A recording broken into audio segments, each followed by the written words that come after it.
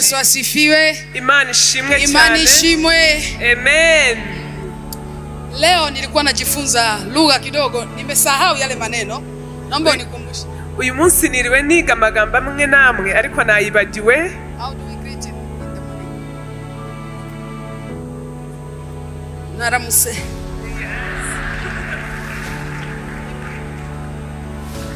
Mwiriwe. Hallelujah. Hallelujah. Bwana asifiwe. Imana ishimwe. I'm so grateful to stand here tonight. Ndishimye cyane guhagarara hano uyu mugoroba. It's nothing but the grace of God. Nta kindi uretse ubuntu bw'Imana. 100% the grace of God. N'ubuntu bw'Imana. Mama, thank you so very much for giving me this opportunity. Mama, ndagushimiye cyane kubwo kumpaye amahirwe. Mimi ni binti wa kijijini. Njyewe ndi umukobwa wo mu cyaro. A girl from the village. Umukobwa uturuka mu cyaro. Kwa ukiona binti wa kijijini amesimama hapa. Rero nubona umukobwa wo mu cyaro ahagaze aha. Suna kila sababu ya kumshukuru Mungu kwa ajili yangu. Ntiwumva ko ufite impamvu yo gushima Imana kubwe. When you see me anytime, see the girl from the village. Nubona umubonye ujye ubona umukobwa w'umunyacyaro uturuka ahantu mu cyaro. But God, ariko Imana has turned my story. Imana ugatangiye kuvuga amateka ye. And here I am. Hapa nilipo. Here I am. Ahangaha ndi. Here I am. Dore aho ndi ari umutsinzi. Born in the village. Yavukiye mu cyaro. Born a victim. Avuka yaratsikamiwe. Kabisa mimi nimezaliwa a victim. Yavutse atsikamiwe. Because by then in our village, kuko icyo gihe ari mu cyaro, kijiji chetu kinasema wanawake hawafai kusoma. Mu cyaro cy'iwabo hari itegeko rivuga ko abakobwa badakwiriye kwiga. Wazazi wasomeshe watoto wa kiume. Ababyeyi mwigisha abana banyu b'abahungu. Again, Mama, thank you so much. Mama, ndagushimiye cyane. Asante kwa kukubali wito wa Mungu. Warakoze kwemera ubuntu bw'Imana, umuhamagaro w'Imana. Ungekataa wito wa Mungu tusingekuwa hapa leo. Iyo wanga umuhamagaro w'Imana ntabwo twakabaye turaha. When God was calling you, igihe Imana yaguhamagaraga, He had all of us in His mind. Yari ifite twebwe twese mu bitekerezo byayo. I'm pretty much sure it wasn't easy. Ndabizi neza ko bitari byoroshye, but ariko God made it possible. Imana yarabishoboye. Ulipokubali wito, igihe wemeraga umuhamagaro, ulikubali wanawake wote hao. Wemeye aba bagore bose. Na Mungu alipokuita, kandi igihe Imana yaguhamagaraga, in fact Mungu yuko kwenye biashara ya kutengeneza influencers. Mu byukuri Imana iri mu kazi ko gutegura abantu bafite impinduka. Business of making influencers. Imana iri mu kazi ko gutegura abantu bafite impinduka. You are one of them. Uri umwe muri bo. Now, hata kama Mungu asiposimama hapa, ukisimama ukasema yale ambayo Mungu amefanya, hakuna atakayepinga. Niyo Imana itahagarara ngo tuvuge ngo Imana iravuze, ariko ugahagarara ukavuga ibyo Imana yakoze, nta wabihakana. God is in a business of making influences. Imana iri mu kazi ko kuzana abantu bahindura amateka. If you love your mama, niba ukunda umubyeyi wawe, if you haven't loved her much, niba utaramukunda cyane, do it now. Ubikore ubu. Mama, me, I love you. Njyewe ndagukunda cyane. This is my very first time to see you. N'ubwa mbere kubonye. But tulipopokea mwaliko huu, tulianza kukusearch everywhere. Ariko umunsi waduhaye ubutumire, twatangiye kugushakisha ahantu hose. Tulikuwa na kutafuta mpaka tujue na unakoishi. Twarashakishije kugera aho gushaka aho utuye. And I found a mother. Nasanze umubyeyi. I found a mentor. Nasanze uri umwigisha. I found my Elizabeth in you. Nasanze Elizabeth wanje muri wowe. And I found my Deborah in you. Nsanga na Deborah wanje muri wowe. So God bless you so much, Mama. I love you. mama Imana Everyone do something for our mama. Mwese muhe umubyeyi wacu bizu Imana ibahe. Kama mumpendi sana sisi tutamchukua tumpeleke Tanzania. Niba mutamukunda cyane tuzamwitwarira Tanzania. Tuna nafasi ya kumweka, tuna nyumba ya kumweka, tuna chakula cha kumlisha, atakuwa sawa. Kama mumpendi tunamchukua. Dufite inzu ya kumuha, dufite aho kumutuza, ibyo kumugaburira. Nimutamukunda tuzamwitwarira. Ndio mjue sasa, msimcheze. Nibwo muzasobanukirwa. Mkimchezea tunakuchi. Nimukinisha tuzamutwara.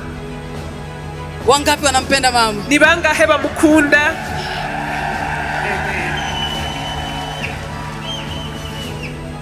Okay. Nimeitwa hapa ili nitoe testimony. Nahamagawe hano gutanga ubuhamya. Kama nilivyoanza kusema, I'm a villager. Nkuko nababwiye umukobwa uturuka hano mu cyaro. Nimeolewa nikiwa na miaka 19, very young. Nashatse mfite imyaka 19, very young. Nkiri muto cyane. Nilipomaliza my education from 4, ndangije uwa 4 segonderi, mama alivyoniona niko nyumbani, mama mbonye ndi mu rugo, and I was this beautiful girl. Aki usinione hivi, utandeba gutya munyinishe, nari umukobwa mwiza cyane. I was this beautiful girl, nari umukobwa mwiza. Nikipita hivi kuna jamaa wanatoa macho, naca hana abahungu bagakanura. So ikimaliza shule, my mother was so scared. Ndangije uwa 4, mama yarafite ubwoba. Binti akikaa hapa kuyu mukobwa naguma asiharibike, azangirika. So akapita tu jamaa akasema, nimempenda mtoto wenu, nataka kumwoa. Mama akasema, chukua asituharibikie. Hacaho umusore aravuga ngo uyu mukobwa namukunze, aravuga mujyane atazangirikira ha. So at a very young age of 19 I got married. Rero ku myaka 19 ndashaka. I'm here to testify, I didn't know about love. Ndashaka kubabwiza ukuri ko ntari nzi urukundo. Sikujua. Ntabwo nari nduzi. And I know there are many women. Kandi ndabizi ko hari abadamu benshi uyu munsi bameze nkanjye. But because of circumstances, ariko kubera impamvu runaka, I had to. nagombaga gushaka. And that is why I'm telling you, I was born a victim. Nibyo ndi kubabwira ko navutse nshikamiwe. Married at that very young age. Gushaka kuri icyo gihe. And I'm married in a very big family, living in the same house, one house. Nshaka mu muryango munini cyane, tuba mu 10 men around. Hari abagabo nk'icumi muri urwo rugo. Now this girl, hanyuma uyu musore 19, miaka 19, ku myaka 19 ameolewa, yashatse 9 men, 10 men around. Mu rugo rurimo abasore 9. I was in a business of cooking. Nari mu kazi ko kubatekera. Kazi yangu ni kuwapikia, wafulia na kuandaa kila kitu. Akazi kanje kara ko kubatekera no kubakorera ibintu byose. Mbese nari meze nk'umukozi wo mu rugo. In fact, mu byukuri, this is my question up to date. Uyu munsi hivi nilikuwa nimeolewa au nilikuwa ni mfanyakazi wa wale watu? Mpora nibaza harya nari nararongowe cyane nari naragiye ku mukozi mu rugo rugo. That was my life. That was my life. Ubwo nibwo bwari ubuzima bwe.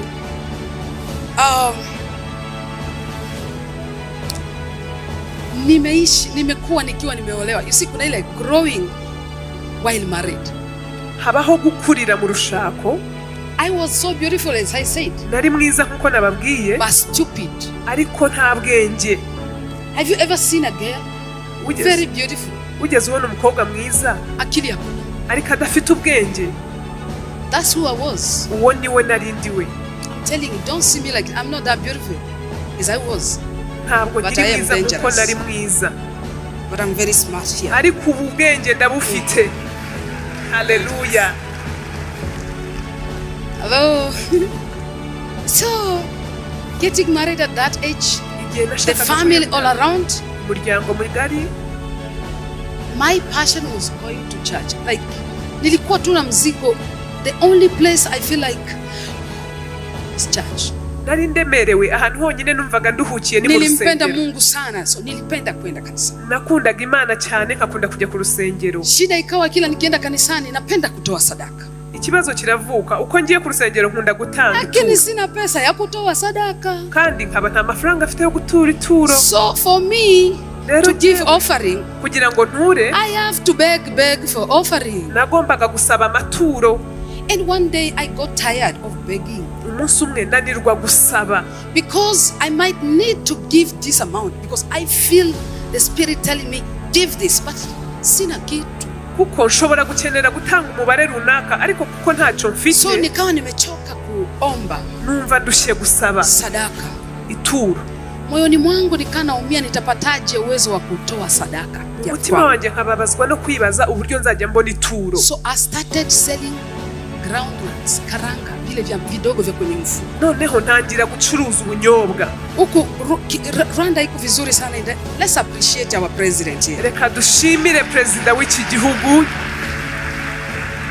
This country is very smart. Iki gihugu gifite isuku nyinshi. Uoni watu wanauza vitu ovyo. Kule kwetu ukiwa na maisha magumu unatafuta chochote unaweka hapa. Inani wapfa kubona abantu bacuruza hano hose, ariko hariya byanze aho ubyukiye uracuruza. And that is what I started doing.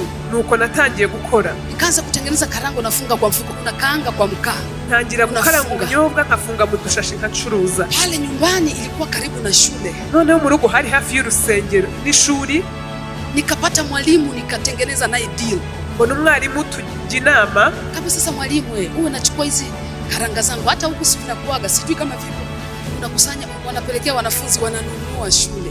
Ndamubwira nzajya ntunganya ubunyobwa ubushyira abanyeshuri babucuruza. Alafu mwalimu tutengeneze, ukiuza hivi mimi nitakuachia hii, uo nipatie hii pesa. Hanyuma nucuruza nzajya nguhaya nanjye umpaya. So that deal went through. Turabyumvikana birakora. So nikapata pesa, nikawa napata pesa ya sadaka. Nkajya mbona amafaranga yo gutura. I didn't know. Ntabwo nari nzi ko mission ya Mungu ilikuwa nini kwangu, but what I was doing, natafuta tu pesa ya sadaka. Ntabwo nari nzi umuhamagaro w'Imana kuzima bwanjye, ngiye nashaka bituro gusa. Nikapata mtoto. Nyuma yaho naje gusama inda ya mbere. Nikapata mtoto wa kwanza. Mbonye umwana wa mbere. Wamama wengi wale na wenyewe wanauza vitu wakana kuja kuniuzia unga wa uji. Aba mama batandukanye bakajya baza kugura ifu y'igikoma. Sasa kila mara wananiuzia, mimi akili yangu ikanasumbuka. Wao wananiuzia tu na mimi sina kitu nawauzia. Abo bantu bacuruzaga ifu y'igikoma bakaza kungurira, none nkabaza kuki baza kungurira je nta kintu mbagurira. Nikasema na mimi wakiniletea unga lazima na mimi niwe na kitu niwauzie. Ndavuga nanjye nibajya banzanira ifu y'igikoma nanjye ngomba kujya mbagurisha ikindi. So I started selling kanga. Ntangira kubagurisha makanga, imyenda imeze nk'ibitenge ariko yo muri Tanzania. Lakini sasa ili niuze hizo kanga nabidi niwakopeshe. Kugira ngo ncuruza ayo makanga nagombaga kubaguriza. Sasa nakopesha lakini siwezi kudai. Nzi kuguriza ariko sinzi kwishyuza. So nikanapoteza hela. Hiyo biashara ikanishinda kabisa. Noneho ndahomba. Sasa unapoteza pesa. Uko narayatangaga nikaanza ya pili kutengeneza ice cream. Noneho ntangira gukora ice cream. Now what was I looking? Nashakaga iki? The money to help my child. Amafaranga yo gufasha umwana wanjye. So pesa ya baba isingetosha, inabidi ahudumie familia. Nkabona amafaranga y'umugabo ntahagije, nkeneye gufasha urugo. I didn't stop selling karanga. Ntabwo narekeye aho gucuruza ubunyobwa. I kept on selling karanga. Nakomeje no gucuruza ubwo bunyobwa. In fact, it was a small money. Mu by'ukuri yari amafaranga mato, ariko aboneka buri munsi. Pesa kidogo. Amafaranga make pe. Lakini napata sadaka. Ariko nkabona ituro. When Mama Funke was teaching here, igihe Mama Funke yigishaga hano, she said don't stop trying. Yaravuze nturekeraho kugerageza.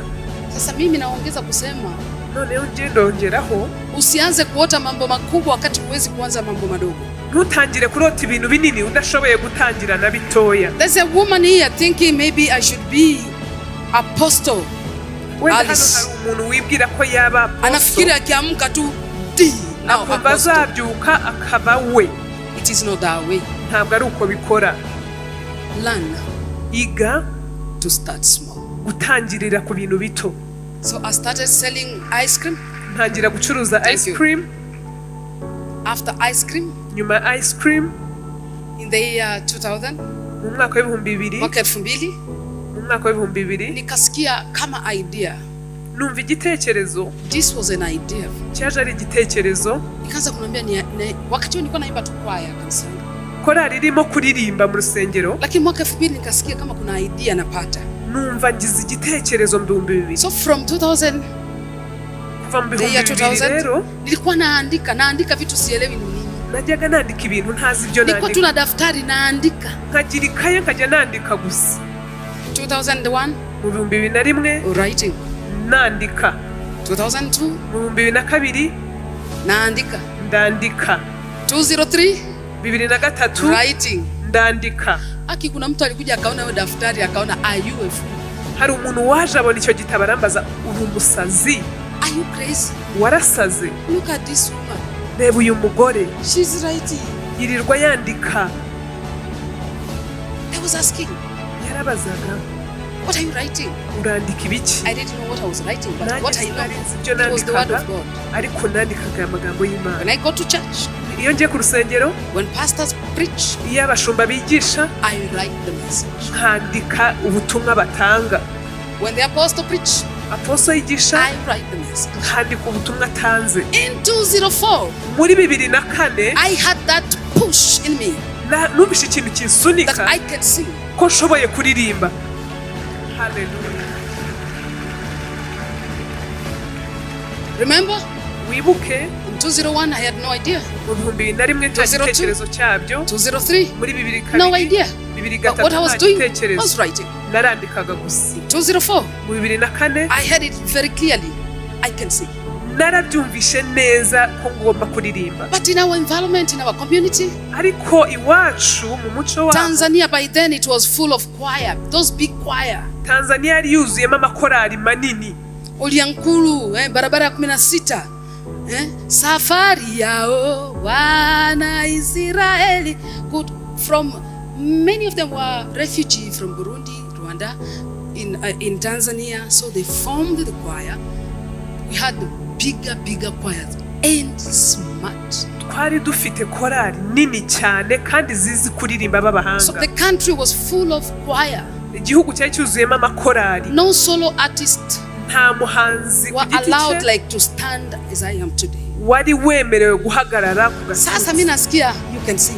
Noneho ugiye nkumva ngo How nzarishobeye can I kuririmba. break this barrier? Nkavuga ni gute namenagura izi mbago. But remember, Ariko wibuke at once I started selling karanga. igihe natangiriye gucuruza And I ubunyobwa did not ask any permission to anybody. kandi icyo gihe nta muntu n'umwe nasabye uruhushya. In me, I said, let me try. Naravuze muri gihe reka ngerageze. The way I tried selling karanga, Uko nagerageje nkacuruza the ubunyobwa same voice came to me again. Can't you try? Can you try this? niryo jwi ryagarutse rirambwira ngo ntiwagerageza no Then kuririmba. I said, let me try. Ndangije ndavuga reka ngerageze. My thing is, try. Naragerageje. If you ask me what are you doing, I'm trying. Iyo mbajije ibyo nkora ndakubwira ndimo You kugerageza. can't condemn me by trying. Ntabwo wampora If kugerageza. I fail, I was trying. Ninanirwa nageragezaga. Haleluya. If I succeed, I tried. Nimbishobora nzaba naragerageje. So I went to the studio in 205. Njya muri studio mu 2005. How many years later? Hashize imyaka ingahe? Miaka mitano nilikuwa naandika. Mu myaka 5 yose narandika. Now, the moment I step in the studio, Noneho igihe nakandagiye muri what studio was the message I was going to sing? ni iyihe message nari ngiye kuririmba. Kila kitu nilichokiandika kwenye ile daftari. Ikintu cyose nanditse muri yakayi. Those were the songs. Mu ndirimbo imwe. Ninyi hamkuzijua. Inyinshi ntabwo muzizi. It is okay that you didn't know it. Imana ishimwe ko mutazimenye. But because what I remember Ariko from the nanjye icyo Bible, nibuka kiva muri Bibiliya there was a time hariho igihe Jesus was among them Yesu yari muri bo and they did not recognize him ariko ntibamumenya ko ari muri bo until when John came kugeza the igihe Baptist Yohana umubatiza yaje and said, aravuga mimi sistahili hata kushika kamba za miguu yake, yuko hapa. ngo njyewe sinshoboye no gufungura udushuri Yesu alikuwa katikati yake. Yohana Mbatizaji akasema, yuko hapa Masiya ambaye hata mimi sifai kugusa. Yesu yari muri bo ariko kugeza igihe Yohana ari wababwiye ngo ari Na hano huyo ndo alikuwa Masiya. kandi uwo yari So I Mesiya. was among them. Rero yari umwe muri bo. They were pushing me like this in the morning, Bamusunika. in the evening. This is Gagel. Bamusunika. Uyu niwe wa mugore. I don't know. Ntabwo mbizi. So when they push me, Bansunika nkataka. they push me this way. Bansunika ngataruka. They didn't know there's a woman Ntabwo bamenye ko hari God umugore is making. Imana iri gutunganya. So in 205, Rero mu I went to 2005 the studio. yari muri I did my first album. nkora album It yanjye was ya not mbere. that famous. Ntabwo So yamenyekanye cyane. nobody cares. Even in the family, nobody cared about. nta n'umwe wabyitayeho ndetse no mu muryango nta Because n'umwe. this woman kakutry. Kubera ko uyu mugore akomeza agerageza utuntu. Oyo ukimuuliza kutry mama kutry. Ikintu cyose umubajije avuga ati ndagerageza. Waswahili, when you speak so much, we do something mara kwa mara. Muri Tanzania iyo umuntu akoze They ikintu give you kenshi that name. baguha iryo zina. So mimi nikapewa jina mama kutry. Banyita mama kugerageza. So I did my first album. Nkora album yanjye ya mbere. It was not that famous, Ntabwo yamenyekanye cyane. but it made a mark. Ariko yasize It was urwibutso. my stepping stone. Rwabaye ibuye ryanjye ry'ifatizo.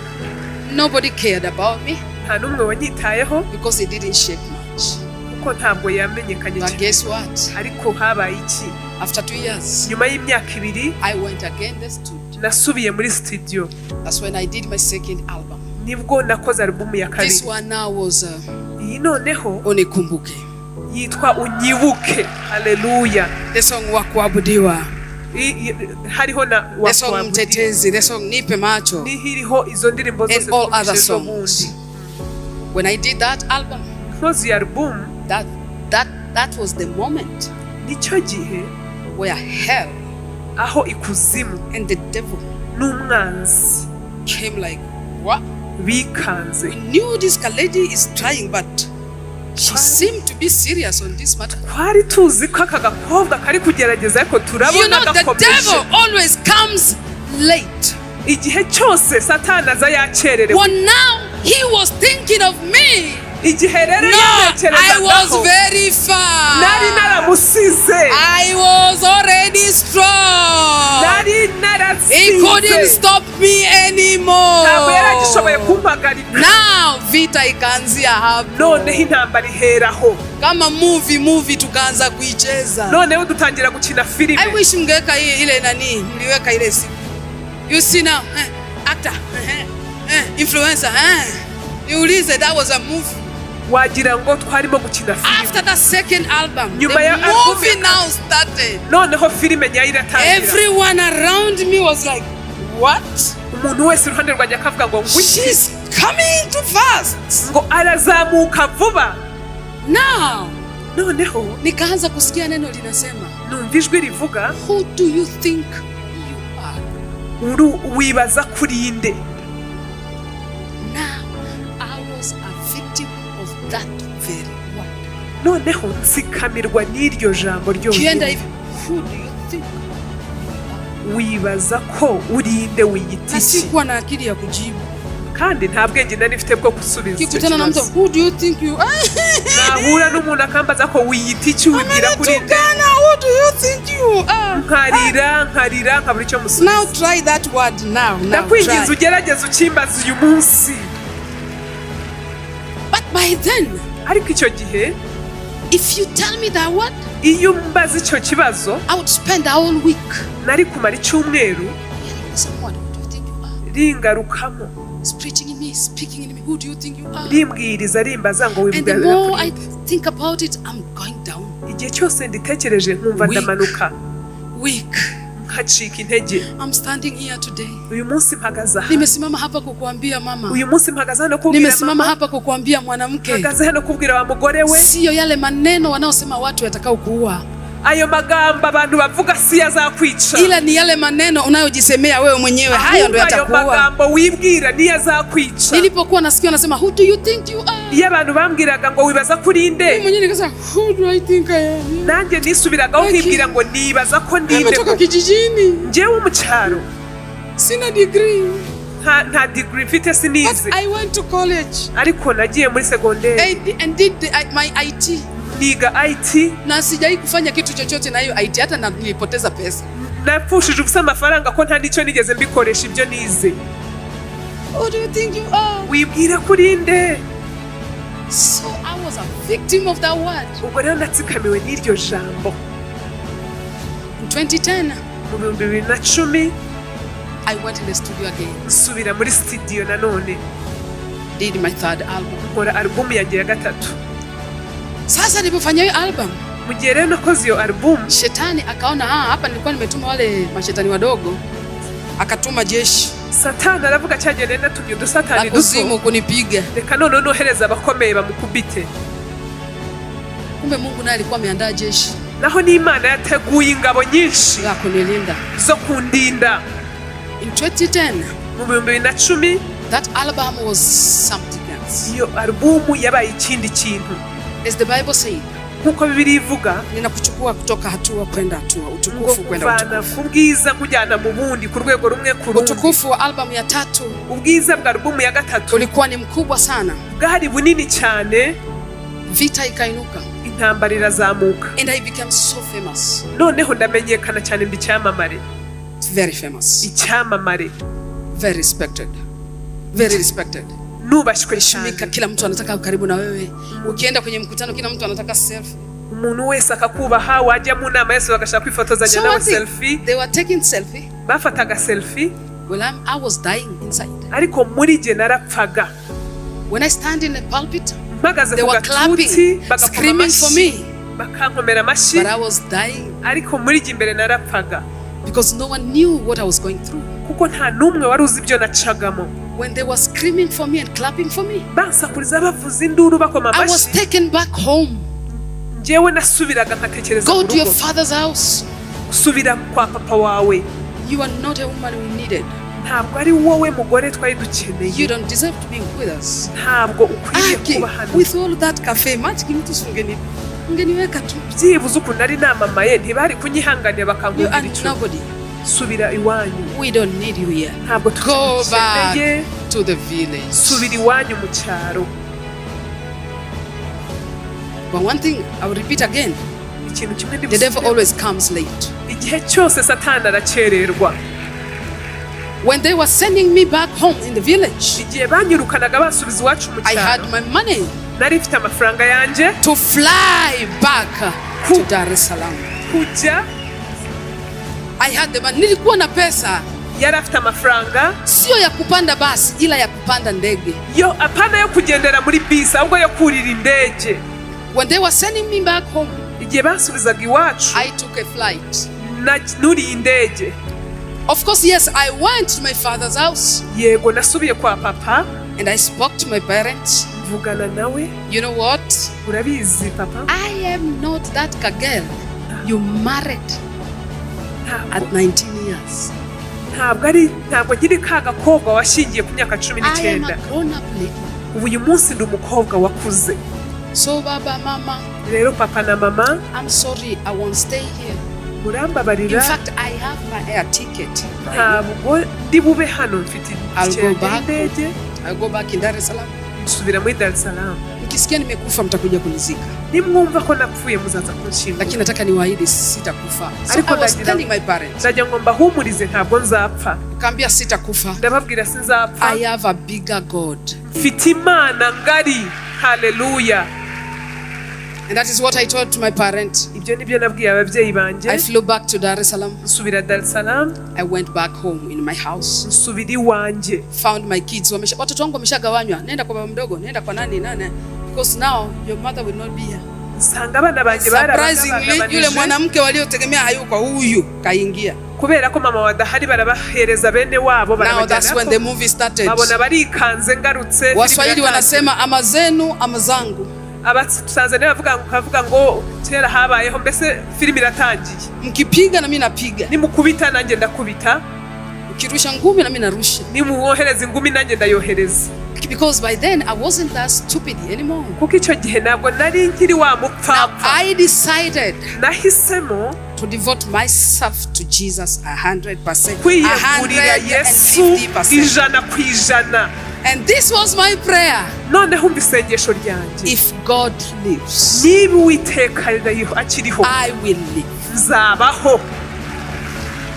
If God is able, niba Imana ishoboye, I will succeed in front of their eyes. Nzashoborera imbere y'aba bantu. As you see me here, uyu munsi mumbona hano, the rest is history. Ibindi byose ni amateka. The rest is history. Ibisigaye ni amateka. Kama nilivyokuambia kwamba God is in business of making influencers. Nuko nababwenga Imana iri mu murimo wo gukora abantu bahindura amateka. I am no longer a singer only. Ntabwo nkiri umuririmbyi gusa. I am an influencer. ndi umugore uzana impinduka. There are places I go, I don't have to sing. Ahantu ngiye hose singomba kuririmba. But speak to women like this. Ariko mvugana n'abagore gutya. And telling women, yeah, you can do this. Nkabwira abagore murabishoboye mwabikora. God is able. Imana irashoboye. Sisemi historia, huwa nasema maisha yangu. Ntago mvuga makuru ahubwo mvuga ubuzima bwanjye. Sisemi vitu nilisikia kwa watu, nimesema vitu nilivyoishi. Simvuga ibyo numvanye abandi, mvuga ibyo nabayemo. There are times, hari ibihe, as I came here, igihe nazaga hano, I was feeling in my spirit, numvaga mu mwuka wanjye, maybe there are women wenda hari abagore who feel like they are weak, bumva bacitse wamezarauliwa, una feel like umezarauliwa sana, bumva warasuzuguwe cyane. Ni kwa sababu kuna kitu hukijui. Nuko hari ikintu utarasobanukirwa. Kuna nguvu ya mwanamke. Hari imbaraga z'umugore. Duniani kuna nguvu nyingi. Mwisi hari imbaraga nyinshi. Lakini kati ya hizo nguvu kuna nguvu moja inaitwa mwanamke. Ariko muri izo mbaraga nyinshi harimo imbaraga zimwe za mugore. You are very powerful to change this world. Ufite imbaraga zahindura isi. You are very powerful to become the person God wanted you to become. Ufite imbaraga zatuma uba umugore Imana ishaka kuba. Nimesimama hapa kukutia moyo. Mpagaze hano kugusubizamo intege. Niona hapa sikuzaliwa unavyoniona. Numbona hano ntabwo ari ukunavutse. Nilijifunza sasa kubadilisha kila jaribu kuwa opportunity. Niyigishije gufata ikibazo cyose kugihinduramo amahirwe. Kila vita inayonipata kubadilisha kuwa opportunity. Intambara yose mpuye nayo nyigira amahirwe. Ukija ukaanza kunitukana, nuza ugatangira kuntuka, nachukua ile maneno naenda studio natengeneza wimbo. Ndafata ayo magambo wantutse yose nyegeranye njyane muri studio nyasohoremo indirimbo. It becomes a hit. Ikaza igahitinga. Now, I will make money nkakorera amafaranga through whatever you say. Mu magambo wantutse. Hallelujah. I decided to change, to be a problem solver. Umuntu ukemura ibibazo. Anytime I found difficult, igihe cyose mpuye n'ikibazo, I will look for a solution. Ndashaka igisubizo cyacu. I'm no longer a singer only. Ntabwo nkiri umuririmbyi gusa. I am a businesswoman as well. Ndi umugore uri mu bucuruzi. What you see me wearing, we do it in our company, Relax Company. Barabyikorera muri Relax Company. I do own a very big studio. Mfite studio nini cyane. Because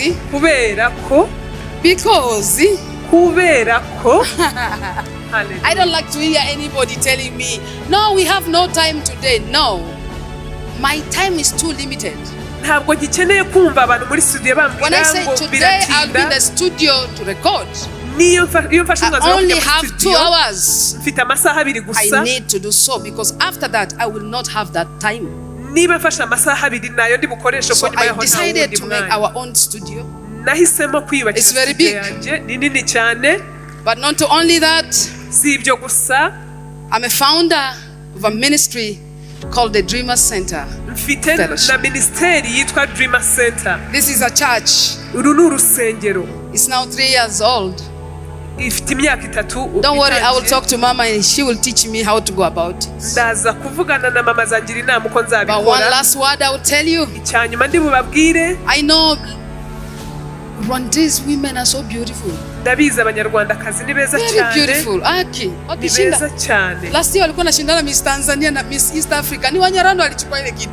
Ubushize Miss Tanzania na Miss East Africa na Abanyarwanda. Because you can't compete with them. Ntabwo wahangana nabo mu bwiza. But you know what? Ariko urabizi, I was once beautiful. Hari igihe nari mwiza. But I was stupid. Ariko nari umupfapfa. I'm here to tell women. Babwire badamu. Thank you, Mama is coming. The general is coming. Twakire umukozi w'Imana. Hallelujah.